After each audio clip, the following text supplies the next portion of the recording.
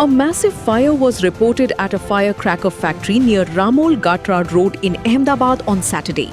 At least 8 people died and more than 10 others sustained serious injuries in the incident. According to reports, an explosion occurred at the factory which led to a massive fire. The fire spread rapidly across the premises, leaving the factory completely destroyed.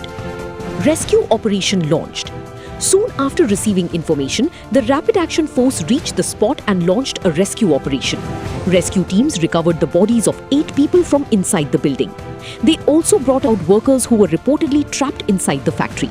The injured workers were rescued safely and evacuated from the building. More than 10 workers injured. According to officials, more than 10 workers suffered serious injuries in the incident. However, details regarding their condition were not immediately available.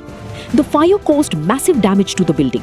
Authorities continued rescue and relief operations at the site during the time of reporting.